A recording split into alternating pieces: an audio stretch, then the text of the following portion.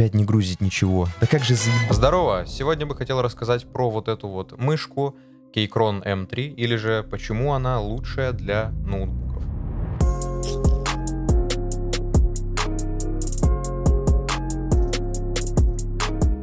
Чё я наснимал, ребята? Полный хайп.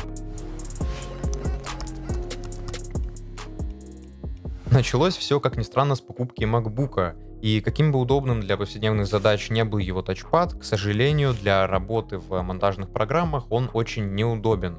Потому что тебе надо постоянно свайпать туда-сюда, тебе надо постоянно что-то приближать, отдалять. И все это делать на тачпаде у тебя просто запястье устанет. Это полный ужас. И после некоторых мучений в работе я подумал, что было бы славно купить какую-то мышку. Начал я с просмотра кучи топов мышек, потому что сейчас я не в теме, какие там мышки крутые выходили, поэтому мне надо было пойти на YouTube и посмотреть, что вообще на рынке есть. Посмотрев множество видосов, я обратил свое внимание на Logitech MX3S и, в общем-то, уже почти ее купил. Но я наткнулся на еще несколько видосов обзорных, и в том числе на несколько статей на Reddit, в которых говорилось о том, что она очень некорректно себя ведет в повседневных задачах, скажем так. Мне абсолютно все нравится в мышке MX Master, за исключением частоты опроса. Мышь кажется мне желеобразной. Я просто не могу жить со 125 герцами. Если бы они сделали 250, этого бы наверняка хватило. Никогда не рассматривайте мышь с частотой опроса 125 Гц. Особенно для обычного использования на рабочем столе или браузере. Они практически непригодны для использования. Лучше использовать джойстик для управления курсором. 1000 Гц или ничего. Смотря на все эти проблемы, я подумал, что, в другой раз, может быть, я возьму. Как бы мне не настолько важна эргономика, насколько скорость работы. Поэтому я снова отправился на поиски той самой мышки, которая бы мне подошла. И в один из дней я наткнулся на вот этот канал, на котором чувак снял видос о всех мышках, которые он попробовал вместе с MacBook'ом. И в этом видосе он на первое место поставил вот эту мышь Keychron M3. Я пересмотрел все мыши из этого топа и выбрал самую красивую мышь с наименьшей задержкой, которую я бы мог использовать с MacBook'ом. Это была Keychron M3, так что я решил купить ее. Это лучшая мышь для Mac'а, которую я когда-либо использовал.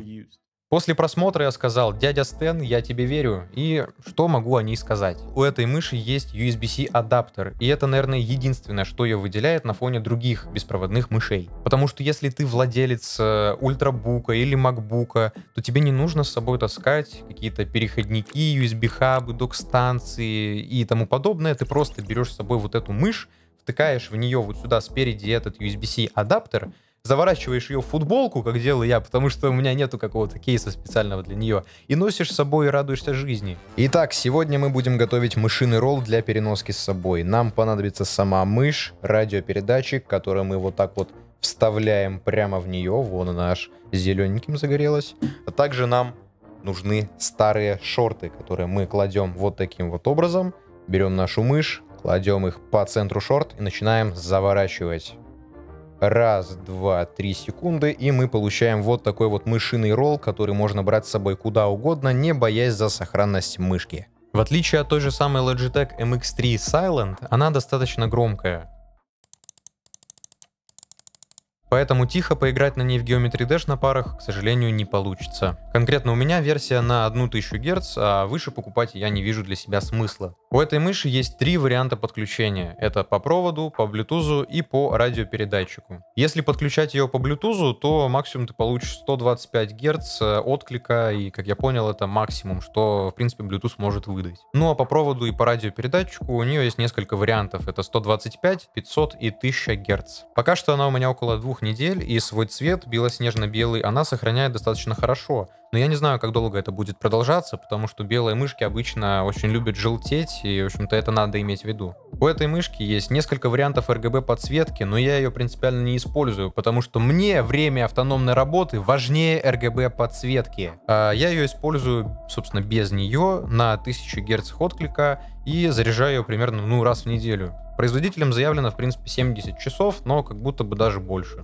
У этой мышки сенсор PixArt 3395 и DPI от 100 до 26 тысяч.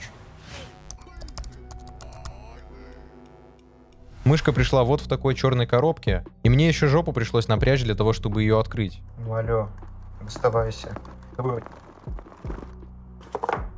Кто и зачем ее так спрессовал, я не знаю. В комплекте, как всегда, шла ненужная бумажка, а также куча всяких прикольных штук. Например, переходник USB-A, USB-C, или наоборот, как кому удобно, и он почему-то мама-мама. Ну и по стандарту провод для подключения и зарядки, а также два USB радиопередатчика. Один из них Type-A, а другой Type-C. Пока я тут сидел и все это говорил, у меня дым на фоне, взял и рассеялся. Короче, надо было его заново поддать. Первое, с чем я столкнулся после ее покупки и подключения к MacBook, это то, насколько отвратительно работает скролл. Но тут надо оговориться, что это проблема не мышки, а самой macOS и в частности MacBook, потому что он заточен на работу с тачпадом. То есть ты, когда хочешь пролистнуть страницу вниз, ты делаешь вот такое вот движение. Но оно регистрируется, как будто бы ты вверх проводишь, если ты делаешь это на колесике. И для того, чтобы это исправить, мне пришлось накатывать утилиту MOS, которая и чинит все эти проблемы. Во-первых, с инвертированным скроллом, когда ты листаешь колесиком вверх, но листается оно вниз, потому что тачпад. И, в принципе, проблему со скроллом, потому что на макбуках, когда ты подключаешь к ним какую-то инородную мышь, он рваный, очень рваный. Но после того, как я поставил эту программу, все проблемы, в принципе, исчезли. И сейчас я, опять-таки, счастливый обладатель этой мыши. Она прекрасно работает. В принципе, все как на виндовских компах, ноутах и так далее. Но в некотором софте, например, в Blender или Photoshop, программа MOS и лечит, и калечит одновременно. Зумирование или проматывание слоев происходит слишком быстро из-за того, что один прокрут колеса регистрируется как несколько. В самой утилите MOS можно это исправить, назначив определенную клавишу, однако это лишний геморрой. Резюмируя, могу сказать, что в принципе это добротная мышь, которая, правда, немного громковата, напоминаю. Но для использования с ноутбуками она очень даже хороша. И если ты готов потратить на нее около 5-5,5 тысяч, именно за столько я убрал на Алиэкспрессе, это очень даже хороший вариант. То есть каких-то изъянов я в ней найти не могу. Она, в принципе, отвечает всем моим запросам, закрывает все мои потребности, конкретно в том, что она очень портативная. Плюс у нее USB-C адаптер, и она работает очень даже хорошо. Больше мне от мышки, в принципе, ничего и не надо. Так что, опять-таки, если тебя это тоже устраивает, то кайф, покупай. Если нет, ну поищи еще что-то. Вот такие пироги.